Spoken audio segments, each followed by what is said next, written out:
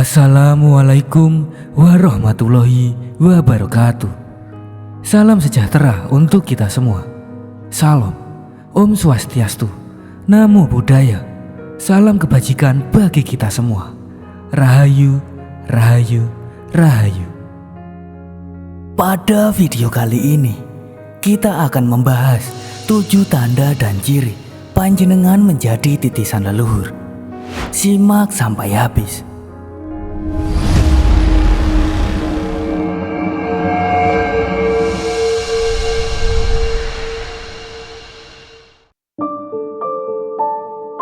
Kemampuan spiritual adalah kemampuan yang dapat digunakan untuk menyelesaikan suatu permasalahan yang tidak bisa diselesaikan oleh orang lain.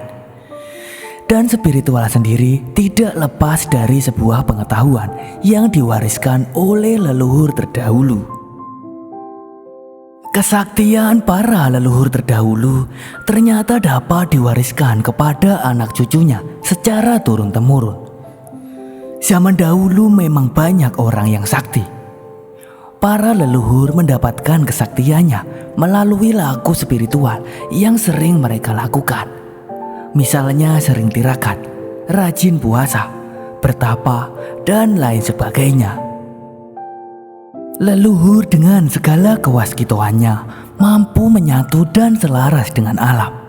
Misalnya saat sedang sakit, mereka memiliki solusi yang mudah, yaitu hanya dengan tidur di atas tanah tanpa alas apapun, mereka bisa sembuh dengan sendirinya. Hal ini terjadi karena mereka mampu menyelaraskan energi tubuhnya dengan energi bumi, di mana hal itu akan menyeimbangkan kembali cakra-cakra mereka, sehingga kesehatannya pun akan pulih kembali. Lantas, apa tandanya jika seseorang menjadi titisan leluhur? Inilah 7 tanda dan ciri panjenengan menjadi titisan leluhur.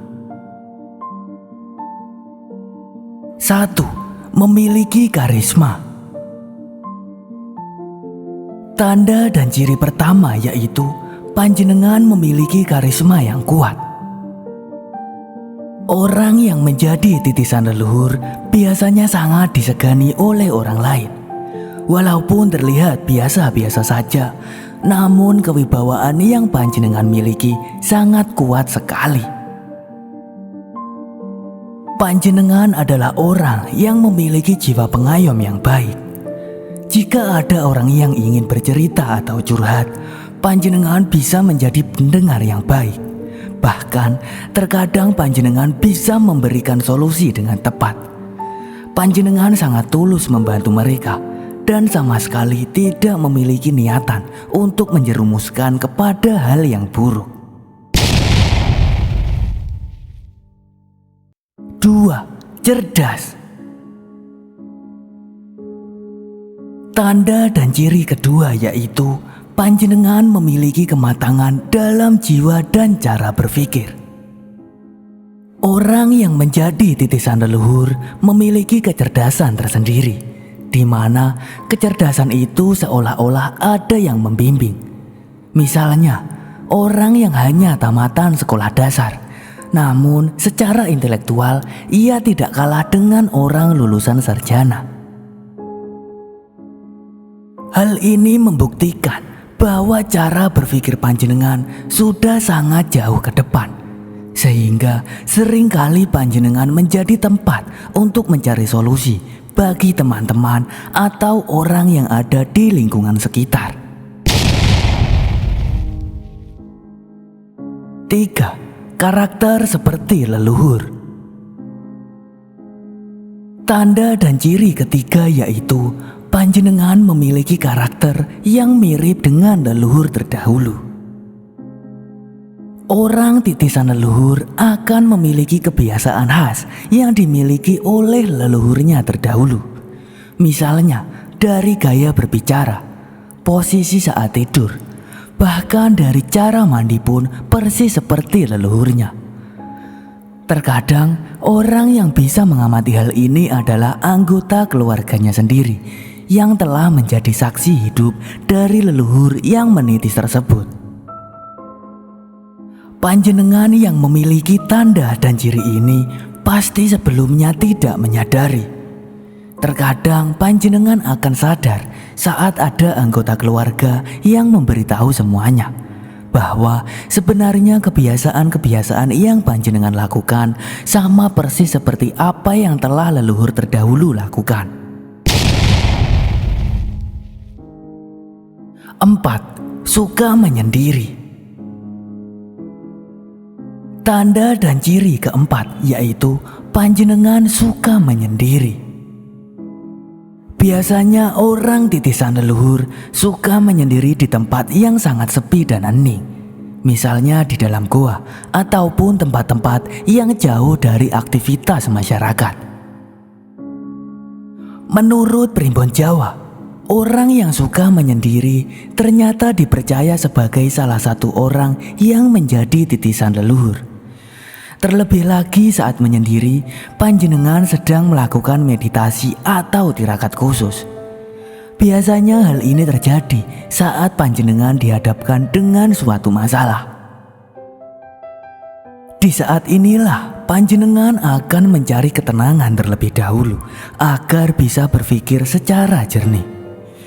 Dengan keyakinan dan laku seperti ini, dipercaya akan mendapatkan sebuah ilham yang bisa menjadi jalan keluar.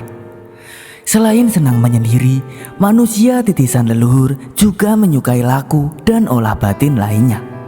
Misalnya puasa, tirakat, meditasi, zikir, dan lain sebagainya. 5. Familiar dengan tempat tertentu. Tanda dan ciri kelima yaitu panjenengan sering merasa akrab saat datang ke suatu tempat, terutama tempat-tempat indah yang bersejarah seperti gua, candi, dan lain sebagainya.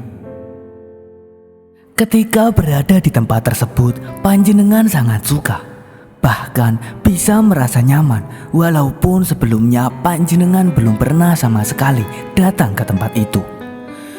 Bisa jadi hal ini merupakan sistem memori dari leluhur yang menitis di dalam diri panjenengan. Dengan tempat tertentu, orang yang menjadi titisan dari leluhur biasanya akan membawa sisa-sisa kenangan dari leluhurnya di zaman dulu. Mungkin saja leluhur panjenengan dulu pernah berteduh atau tinggal di lokasi bersejarah itu sejak ratusan tahun yang lalu. Hal ini juga berlaku terhadap sesama titisan leluhur. Biasanya panjenengan akan merasa sudah kenal dan saling akrab walaupun sebelumnya belum pernah bertemu.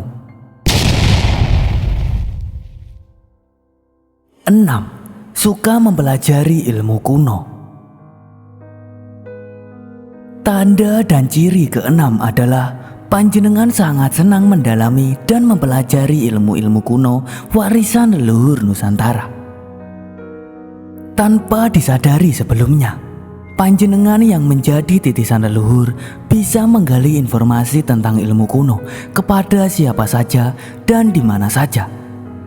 Hal ini terjadi karena panjenengan merasa nyaman dengan berbagai laku spiritual yang menjadi syarat dalam mempelajari ilmu kuno yang diwariskan leluhur tersebut. Selain tertarik pada ilmu-ilmu kuno, biasanya panjenengan juga senang dengan kebudayaan-kebudayaan masa lalu. Misalnya kesenian wayang, tari-tarian, dan lain sebagainya.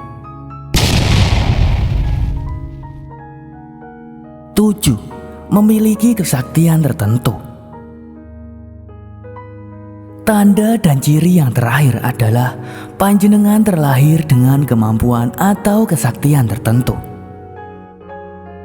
Saat sedang bertemu orang yang paham spiritual, orang tersebut merasa seperti ada yang aneh pada diri panjenengan. Padahal saat itu panjenengan merasa biasa-biasa saja.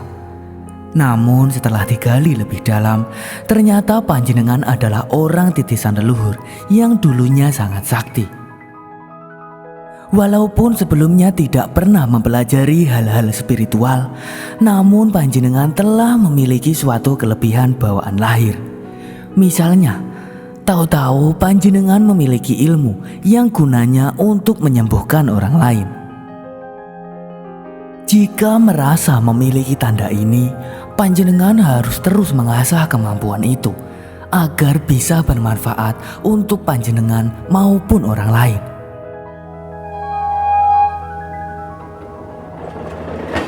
Itulah 7 tanda dan ciri panjenengan menjadi titisan leluhur. Apakah panjenengan memiliki salah satu dari tanda tersebut? Serahkan semuanya hanya pada Tuhan Yang Maha Esa. Selalu berdoa agar kita semua selalu mendapat perlindungan, sebab Tuhanlah yang telah mengatur semuanya.